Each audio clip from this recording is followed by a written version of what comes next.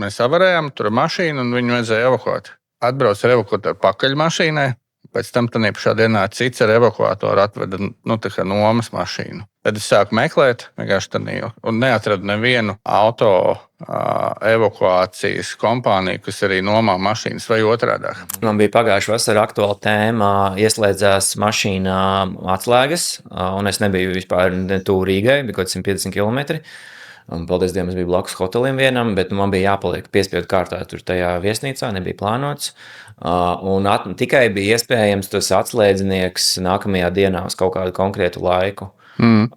Bet, ja atbrauktu evakuators, atvedot jau automātiski mašīnu, kas man uzreiz būtu, un pēc tam mēs nomainamies, un es braucu mājās ar atvesto nomas mašīnu, es teiktu, galīgi nav slikts piedāvājums. Jā, vispār interesanti, kāpēc tas nav.